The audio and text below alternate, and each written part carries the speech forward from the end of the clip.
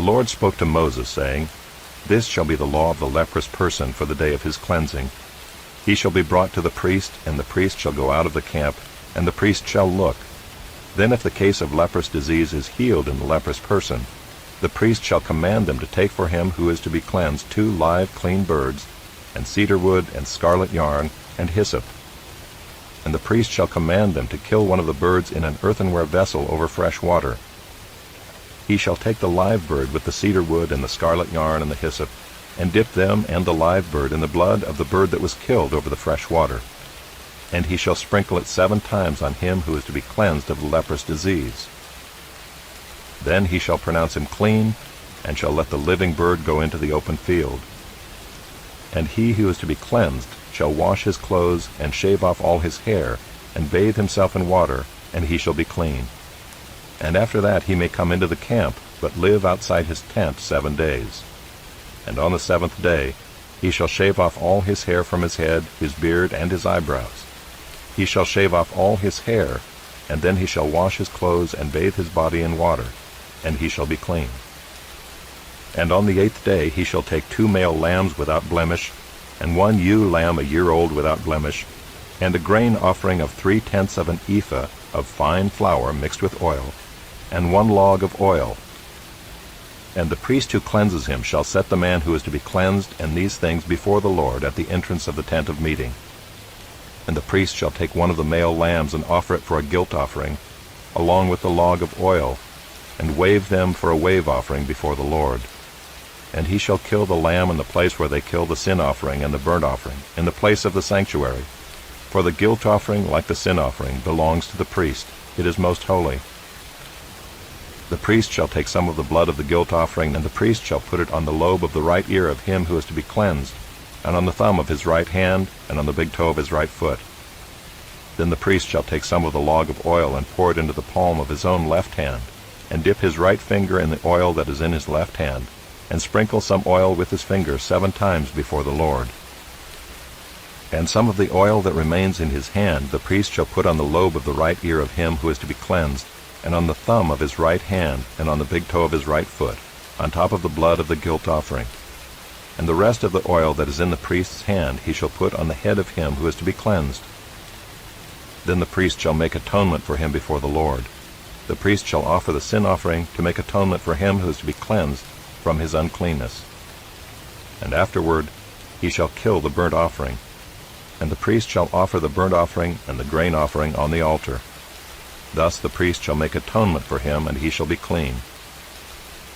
But if he is poor and cannot afford so much, then he shall take 1 male lamb for a guilt offering to be waved, to make atonement for him, and 1/10 of an ephah of fine flour mixed with oil for a grain offering, and a log of oil. Also 2 turtle doves or 2 pigeons, whichever he can afford. The one shall be a sin offering, and the other a burnt offering. And on the 8th day he shall bring them for his cleansing to the priest, to the entrance of the tent of meeting before the Lord. And the priest shall take the lamb of the guilt offering and the log of oil, and the priest shall wave them for a wave offering before the Lord. And he shall kill the lamb of the guilt offering. And the priest shall take some of the blood of the guilt offering, and put it on the lobe of the right ear of him who is to be cleansed, and on the thumb of his right hand, and on the big toe of his right foot. And the priest shall pour some of the oil into the palm of his own left hand, and shall sprinkle with his right finger some of the oil that is in his left hand 7 times before the Lord.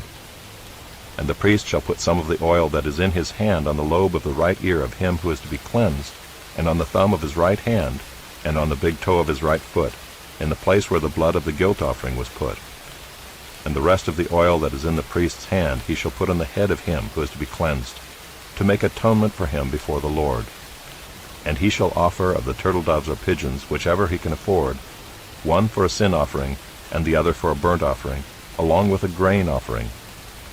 And the priest shall make atonement before the Lord for him who is being cleansed. This is the law for him in whom is a case of leprous disease, who cannot afford the offerings for his cleansing. The Lord spoke to Moses and Aaron, saying, When you come into the land of Canaan, which I give you for a possession, and I put a case of leprous disease in a house in the land of your possession, then he who owns the house shall come and tell the priest, There seems to be some case of disease in my house. Then the priest shall command that they empty the house before the priest goes to examine the disease, lest all that is in the house be declared unclean. And afterward the priest shall go in to see the house, and he shall examine the disease. And if the disease is in the walls of the house with greenish or reddish spots, and if it appears to be deeper than the surface, then the priest shall go out of the house to the door of the house, and shut up the house 7 days. And the priest shall come again on the 7th day and look. If the disease has spread in the walls of the house, then the priest shall command that they take out the stones in which is the disease, and throw them into an unclean place outside the city. And he shall have the inside of the house scraped all around, and the plaster that they scrape off they shall pour out in an unclean place outside the city. Then they shall take other stones and put them in the place of those stones, and he shall take other plaster and plaster the house. If the disease breaks out again in the house after he has taken out the stones and scraped the house and plastered it, then the priest shall go and look. And if the disease has spread in the house, it is a persistent leprous disease in the house, it is unclean. And he shall break down the house, its stones and timber, and all the plaster of the house, and he shall carry them out of the city to an unclean place. Moreover, whoever enters the house while it is shut up shall be unclean until the evening, and whoever sleeps in the house shall wash his clothes, and whoever eats in the house shall wash his clothes. But if the priest comes and looks, and if the disease has not spread in the house after the house was plastered, then the priest shall pronounce the house clean, for the disease is healed. And for the cleansing of the house he shall take 2 small birds, with cedar wood and scarlet yarn and hyssop, and shall kill one of the birds in an earthenware vessel over fresh water, and shall take the cedar wood and the hyssop and the scarlet yarn, along with the live bird, and dip them in the blood of the bird that was killed, and in the fresh water, and sprinkle the house 7 times. Thus he shall cleanse the house with the blood of the bird, and with the fresh water, and with the live bird, and with the cedar wood, and hyssop, and scarlet yarn. And he shall let the live bird go out of the city into the open country. So he shall make atonement for the house, and it shall be clean. This is the law for any case of leprous disease, for an itch, for leprous disease in a garment or in a house, and for a swelling or an eruption or a spot, to show when it is unclean and when it is clean. This is the law for leprous disease. The Lord spoke to Moses and Aaron, saying, Speak to the people of Israel, and say to them, When any man has a discharge from his body, his discharge is unclean. And this is the law of his uncleanness for a discharge, whether his body runs with his discharge, or his body is blocked up by his discharge, it is his uncleanness. Every bed on which the one with the discharge lies shall be unclean, and everything on which he sits shall be unclean. And anyone who touches his bed shall wash his clothes and bathe himself in water, and be unclean until the evening. And whoever sits on anything on which the one with the discharge has sat shall wash his clothes and bathe himself in water, and be unclean until the evening. And whoever touches the body of the one with the discharge shall wash his clothes and bathe himself in water, and be unclean until the evening. And if the one with the discharge spits on someone who is clean, then he shall wash his clothes and bathe himself in water, and be unclean until the evening. And any saddle on which the one with the discharge rides shall be unclean. And whoever touches anything that was under him shall be unclean until the evening. And whoever carries such things shall wash his clothes and bathe himself in water, and be unclean until the evening. Anyone whom the one with the discharge touches without having rinsed his hands in water shall wash his clothes and bathe himself in water, and be unclean until the evening. And an earthenware vessel that the one with the discharge touches shall be broken, and every vessel of wood shall be rinsed in water. And when the one with the discharge is cleansed of his discharge, then he shall count for himself 7 days for his cleansing, and wash his clothes. And he shall bathe his body in fresh water, and shall be clean. And on the 8th day he shall take 2 turtle doves or 2 pigeons, and come before the Lord to the entrance of the tent of meeting, and give them to the priest. And the priest shall use them, one for a sin offering, and the other for a burnt offering. And the priest shall make atonement for him before the Lord for his discharge. If a man has an emission of semen, he shall bathe his whole body in water, and be unclean until the evening. And every garment and every skin on which the semen comes shall be washed with water and be unclean until the evening. If a man lies with a woman and has an emission of semen, both of them shall bathe themselves in water and be unclean until the evening. When a woman has a discharge, and the discharge in her body is blood, she shall be in her menstrual impurity for 7 days, and whoever touches her shall be unclean until the evening. And everything on which she lies during her menstrual impurity shall be unclean. Everything also on which she sits shall be unclean.